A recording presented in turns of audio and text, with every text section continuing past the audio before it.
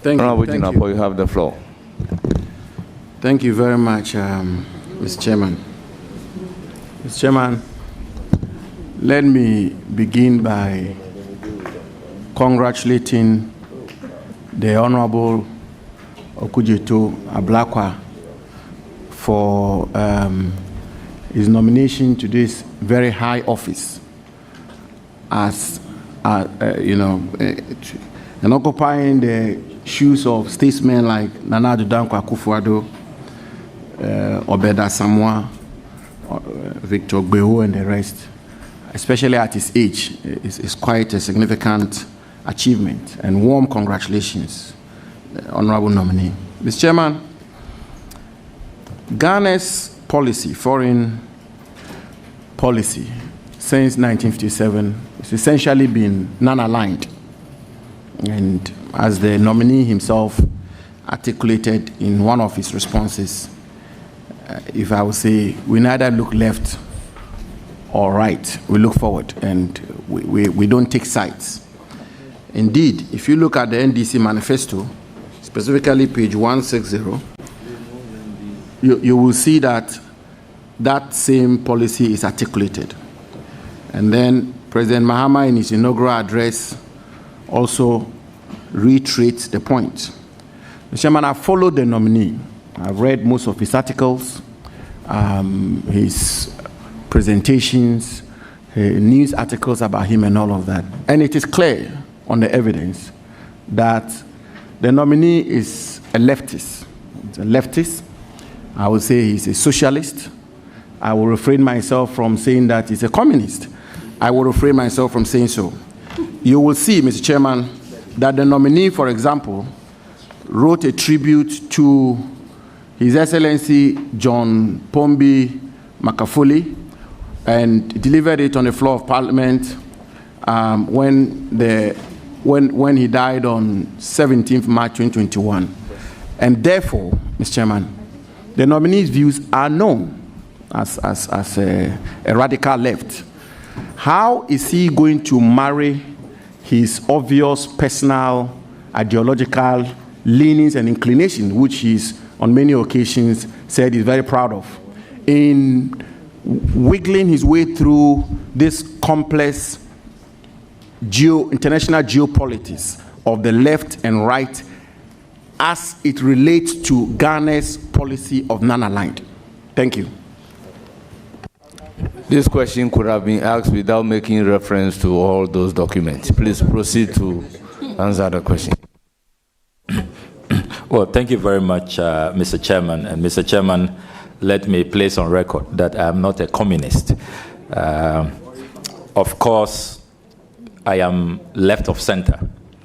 All of us in the NDC subscribe to the left of center political ideology, which we are very, very proud of. His Excellency John Dramani Mahama has worn the badge proudly because we believe in the welfare state and we believe in humanism to our economic interventions that don't encourage exploitation, particularly by a few elites. So you are right about where I belong ideologically, left of center, which is where my party, the NDC, belongs. So I am very much at home. Having said that, let us remember Kwame Nkrumah's tact and skillful approach to our foreign policy. Kwame Nkrumah was on the left, but he managed to, at the height of the Cold War, a bipolar era, to still get the Americans to support him in the construction of the Akosombo Dam, and to still have the Russians to help him in building our atomic agency. So that model is what we must adopt. So our friends know where we belong ideologically, but they respect us and they know that we don't mean harm or we don't bear grudge or have any malice. We are friends of all and enemies to none. So be rest assured that even though I have left leanings, I will be very objective in pursuing a foreign policy, which Article 40 says must be guided by our national interests. Kwame Nkrumah did it. President Mahama has been doing it, receiving support from all sides. And in the current multipolar world, be rest assured that I will attend to this responsibility with all fairness and objectivity. Note from my CV that in the 8th Parliament, I was chair of the Ghana-Cuba Parliamentary Friendship Association, but also very active in our U.S. Ghana Parliamentary Friendship Association. Indeed, a proud member of the American Council of Young Political Leaders. So there are a few of us who straddle and who are liked by all sides because we are very objective in our dealings. So be rest assured, I consider myself a good friend of all the forces at play in the global arena. Chairman, that is reassuring, and I think, Mr. Chairman, it's important that we lay the proper foundations before we ask the questions so that both the nominee and the country... Please don't litigate with me. No, I'm not litigating, Chairman. I'm just... So I have a follow-up question. Now, again, Mr. Chairman, the nominee is on record to have, you know, if you want, not so much criticize, but raise substantive and significant issues with Ukraine as opposed to the West in the Ukraine-Russian war. And I have an article here where the nominee indicates that the war between Russia and Ukraine, which has been roundedly condemned by all international organizations, the United Nations, African Union, ECOWAS, and the rest, is as a result of Ukrainians' failure of foreign policy. Mr. Chairman, also the nominee is on record to have taken issues with the West in its dealings with Israel as it relates to the Israeli-Palestinian conflict. And the point I seek to make is that the nominee is obviously, in his years of activism, taking sides in these two major international conflicts of the world. Out of this committee and parliament, how is he going to navigate his way through this complex issue of Ukraine-Russian war, Palestinian-Israeli war, mindful of its rippling effects in the global geopolitics? How's he going to do that? Thank you. Well, thank you very much, and let me commend the Honorable Abu Jinapor for the well-researched question. The challenge that we all face, I've served on the appointments committee, is that you have to summarize, and so you can't read these articles in full.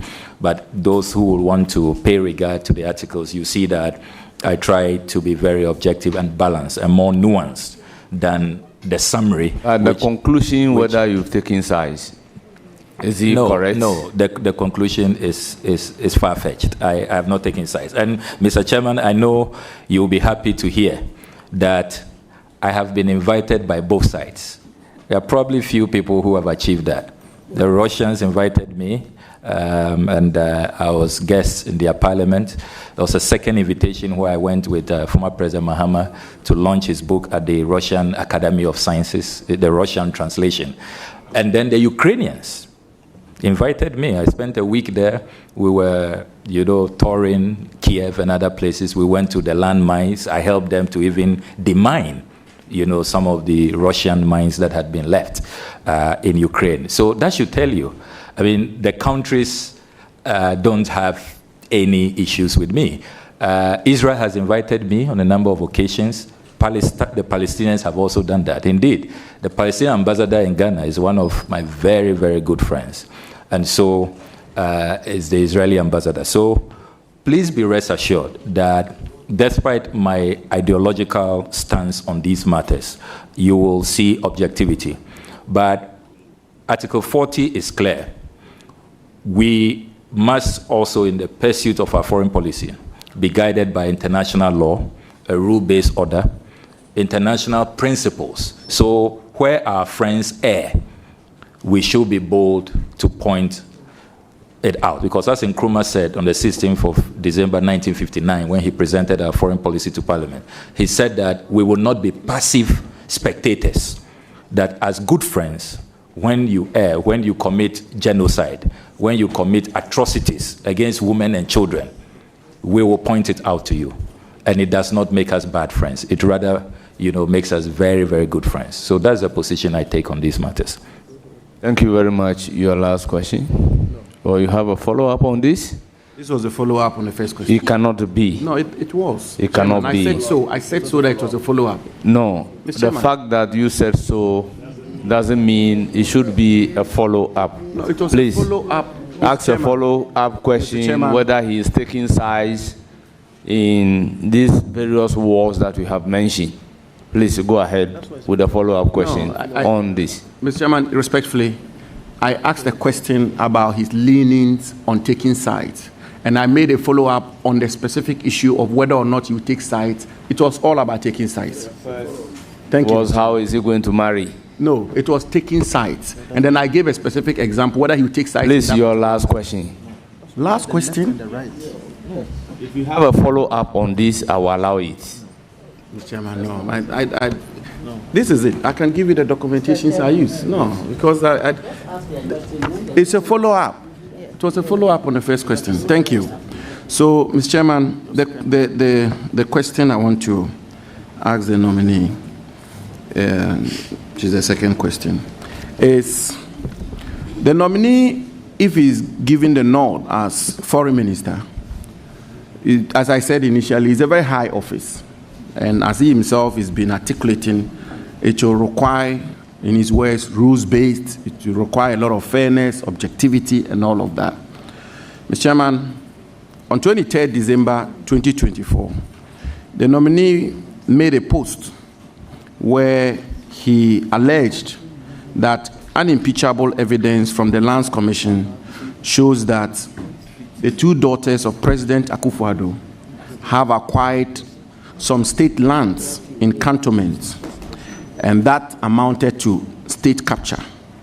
Mr. Chairman, the company which was the subject matter of this allegation was Nsunam Company Limited.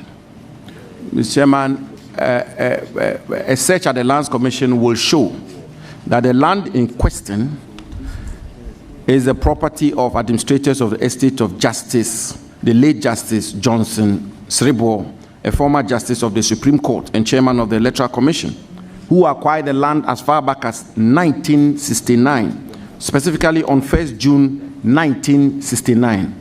And indeed, Mr. Chairman, at the time, the president's children were not even born. The subject matter land was acquired by the state, Mr. Chairman, as far back as 1869. And the lease will end in 2069. So clearly, this land is not state land. The president's children did not buy state land. On the evidence, on the record, it is absolutely clear that they did not buy state land. Will the nominee concede, given that he's seeking to be foreign minister and will be required to be fair to all manner of persons, that the president's children were wrongly accused and he will apologize to them? Thank you, Mr. Chairman. Well, your quick answer. Well, thank you very much for the question. The Honorable Abu Jinapo will recall that when I put out that article, I supported the article with evidence from the Lands Commission. I attached an official search that I had conducted on those two lands. Indeed, those are lands that you have in Somnam and then the lot boutique, a fashion boutique.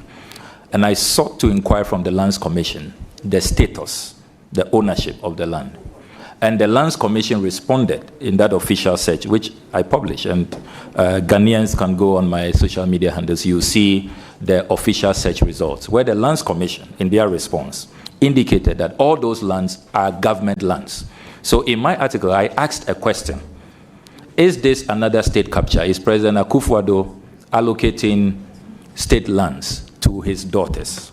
It was a question based on empirical evidence, what the Lands Commission had told me in writing as official search results when I put in that official search. So there is really no need to apologize on this matter. We need to probably be discussing reforming the Lands Commission. You were Lands Minister. If you think that the Lands Commission misled me, you need to join us with ideas on how to reform the Lands Commission, get their data to be more accurate, so that when we conduct official search, what they tell us, the reports that they give us, their search certificates, are not misleading. Because all of the facts you put out, I don't know them. In 1979, I wasn't born. Thank you. So the Lands Commission told me they are government lands, and I have the documents here. Thank you. To confirm Thank you that. So very much. Thank you very much. It's not my fault. Any follow-up on the land acquisition?